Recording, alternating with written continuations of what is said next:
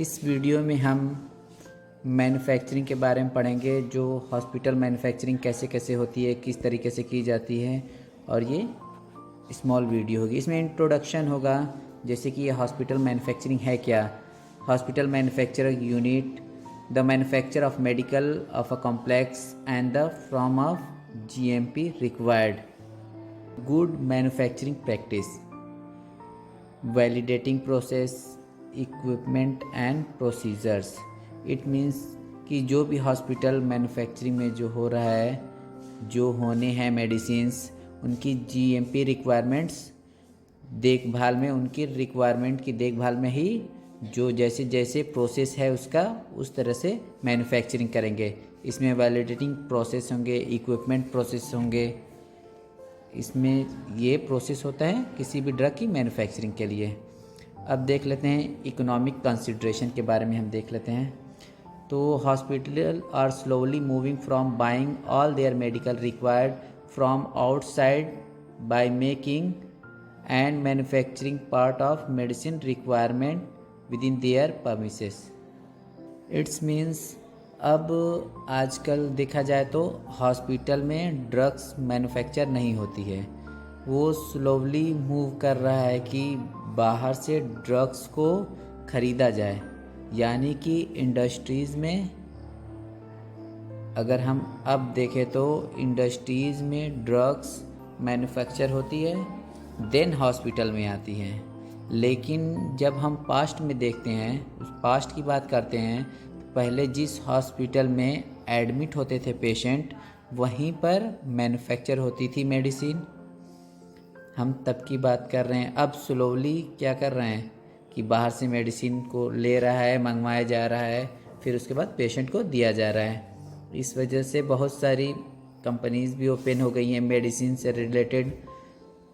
And एक ही salt अलग अलग कंपनी से क्वांटिटीज़ में, सेल्स में, अलग अलग प्राइजेज़ में अवेलेबल हैं। अगर हम फैक्टर अफेक्टिंग देखें मेक्स बाय डिसीजन आर, तो इसमें क्वालिटी का मतलब क्या हो गया कि हम जो परचेज़ कर रहे हैं बाहर से मेडिसिन्स, उसकी क्वालिटी कैसी है, अच्छी है या बैड है, बुरी है।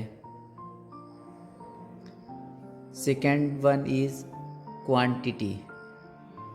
अब इसका मतलब है कि जो हॉस्पिटल में जो क्वांटिटी बना रहे हैं, जो बाहर से जो हम परचेज़ कर रहे हैं क्वांटिटी, वो सेम क्वांटिटी में है या अलग क्वांटिटी में है। बहुत सी इंडस्ट्रीज़ में सेम सॉल्ट अलग अलग प्राइजेज़ में मिलते हैं, बट उनकी क्वालिटी एंड क्वांटिटी डिफरेंट होती है। थर्ड वन इज़ कॉस्ट में आ जाएगा कि जो हम खरीद रहे हैं, जैसे हम फॉर एग्ज़ाम्पल हमारे पास 2 इंडस्ट्रीज़ की मेडिसिन्स है। एक इंडस्ट्रीज़ की मेडिसिन्स वही सॉल्ट वही हमें 20 रुपीज़ का मिल रहा है, और वही उसी इंडस्ट्री से वही सॉल्ट हमें 10 रुपीज़ का मिल रहा है, लेकिन क्वांटिटी क्वालिटी सेम है, कोई अंतर नहीं है। तो हम कौन सी ड्रग को प्रीफ़र करेंगे? ऑब्वियसली हम उस ड्रग को प्रीफ़र करेंगे जो कम रेट की हो। Fourth one is services. जिस मैन्युफैक्चरिंग कंपनी की सर्विस अच्छी है वही हम प्रीफ़र करेंगे। ऐसा ना हो कि हमने उस इंडस्ट्री से अपना रिक्वायरमेंट लिखवाया, लेकिन वो बहुत लेट उस ड्रग को प्रोवाइड करवा रही है, जल्दी फास्ट प्रोवाइड नहीं करवा रही है, तो उसको हम क्यों प्रीफ़र करेंगे? उसको नहीं प्रीफ़र करेंगे। ठीक है, नेक्स्ट अब देख लेते हैं factor which determine the economy of hospital. यानी इकोनॉमिक में कौन कौन से फैक्टर होते हैं। पहला है मटेरियल रिक्वायर्ड। अब इसका मतलब क्या है कि जो मटेरियल हम हॉस्पिटल से ले रहे हैं, जो रिक्वायरमेंट है मैन्युफैक्चर करने के लिए या कोई न्यू ड्रग के लिए, जैसे रॉ मटेरियल होता है, पैकेजिंग मटेरियल होता है, अदर मटेरियल बहुत सारे, वो सारी चीज़ें हमारे पास अवेलेबल हैं, तो हम मैन्युफैक्चर कर सकते हैं। अगर हमारे पास सारी चीज़ें अवेलेबल नहीं होंगी तो किसी भी ड्रग को हम मैन्युफैक्चर कैसे करेंगे? नहीं कर सकते। Second word is manufacturing requirement. Manufacturing requirement के लिए हमें क्या क्या चीज़ें चाहिए होती हैं। मैन्युफैक्चरिंग के लिए हमें इंस्ट्रूमेंट चाहिए होते हैं, प्रीवियस रिकॉर्ड्स होते हैं, ये सारी चीज़ें हमें ज़रूरत पड़ती है। मैन्युफैक्चरिंग स्टाफ, जो दवाइयाँ बनाएगा उसके लिए वेल एजुकेटेड स्टाफ चाहिए, एक्सपीरियंस स्टाफ चाहिए, तभी तो मेडिसिन्स बनेंगी। अगर हमारे पास स्टाफ नहीं होंगे तो हम उसको मेडिसिन को नहीं बना सकते हैं। Fourth one is manufacturing capacity, यानी हमें ये भी देखना है कि हम जिस हॉस्पिटल में मैन्युफैक्चरिंग कर रहे हैं, दवाइयाँ बना रहे हैं, उसमें इतनी जगह है कि वहाँ पे मैन्युफैक्चर हो सके मेडिसिन। मैन्युफैक्चर करने के लिए पर्टिकुलर एक जगह चाहिए, पर्टिकुलर स्पेस चाहिए, बिकॉज इसकी बहुत ही लार्ज इक्विपमेंट होते हैं, मशीनें होती हैं, ब्लाइंडर मशीन्स होती हैं, टैबलेट के लिए कंप्रेशर मशीन होती हैं। तो सारी मशीनें होनी चाहिए, तभी तो हम मैन्युफैक्चरिंग कर सकते हैं। अगर हमारे हॉस्पिटल में उतना स्पेस नहीं है तो हम मेडिसिन्स को कैसे बना पाएंगे। तो सबसे पहले हमें कैपेसिटी देखनी होगी मैन्युफैक्चरिंग की कि हॉस्पिटल में है या नहीं है। फिर नेक्स्ट आता है मैन्युफैक्चरिंग इक्विपमेंट। इसमें क्या आता है, मशीनें, जो इक्विपमेंट, इसकी मशीनें जो होती हैं बहुत कॉस्टली होती हैं। अगर हम मैन्युफैक्चरिंग कर रहे हैं किसी हॉस्पिटल में या कहीं और इंडस्ट्रीज़ में मैन्युफैक्चरिंग कर रहे हैं तो हमें उसको ख़रीदने के लिए बहुत कॉस्टली होती है।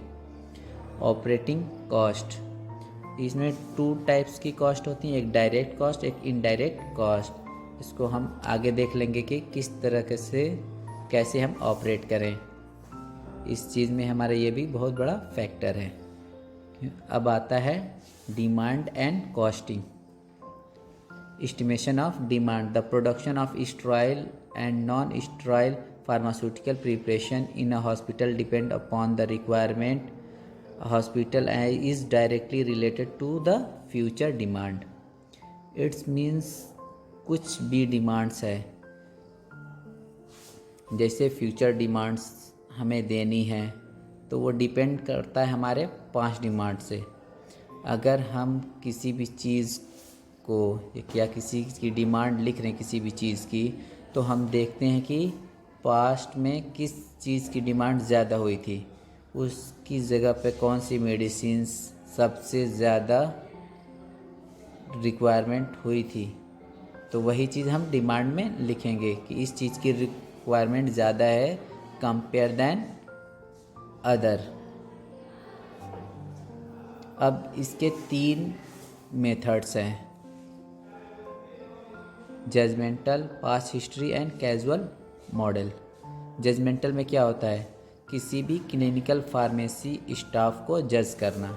हम क्लिनिकल फार्मेसी के स्टाफ से पूछेंगे कि कौन सी मेडिसिन कब से सबसे ज़्यादा होती है, उसे जजमेंटल करेंगे, उनका जज करेंगे, उनका जो एक्सपीरियंस जो होगा, जो रिज़ल्ट होगा, वो चीज़ हम पूछ लेंगे, उसके हिसाब से हम अपना डिमांड लिखेंगे। अब आता है पास्ट हिस्ट्री। पास्ट हिस्ट्री का मतलब हो गया कि जो हमारे पास्ट में मेडिसिन सबसे ज़्यादा यूज़ हुई हैं उन्हीं को हम डिमांड में ले लेंगे। And third one is casual model. Casual methods में क्या होता है कि इसमें हम देखते हैं कि पेशेंट कितने अवेलेबल हैं और उन पेशेंट को कितनी या कौन कौन सी डिजीज़ेज हुई हैं जिसमें सबसे ज़्यादा मेडिसिन की ज़रूरत होती है, तो उसी डिमांड्स को हम लिखेंगे। जैसे फॉर एग्ज़ाम्पल एक हॉस्पिटल में आपका इमरजेंसी वार्ड है और एक नॉर्मल वार्ड है, इन पेशेंट और पेशेंट वार्ड है।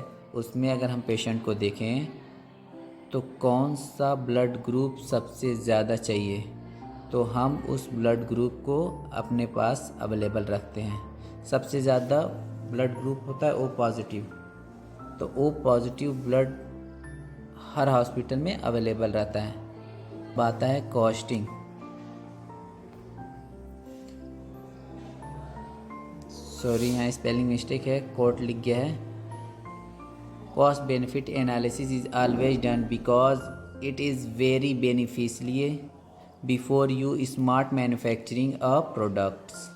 It means cost benefit analysis हमें पहले ही कर देना चाहिए, क्योंकि जो हम दवा बना रहे हैं तो उससे हमें कुछ बेनिफिट मिलना चाहिए, तभी हम वो दवा बनाएंगे। ऐसा ना हो कि हम दवाई बना रहे हैं, कुछ भी सीलिंग बाइंग कर रहे हैं, अगर हमारे पास उसका कोई बेनिफिट नहीं है, प्रॉफिट नहीं है, तो हम उस काम क्यों करें, उसमें हमारा लॉस होगा। तो लॉस होते चले जाएंगे। तो सबसे पहले हमें ये देखना है कि हमें उस मैन्युफैक्चरिंग कितना बेनिफिट होगा। Cost per unit can B calculate and including following parameters.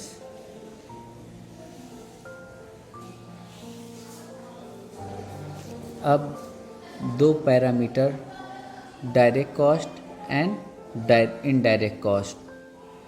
Direct cost का मतलब हो गया कि जो रॉ मटेरियल्स के जो डायरेक्ट कॉस्ट आ रहे हैं, इट मीन्स हम किसी भी मेडिसिन्स के लिए रॉ मटेरियल ख़रीद रहे हैं, कंटेनर ले रहे हैं, उसके लिए क्लोजर्स ले रहे हैं, एट्सेट्रा।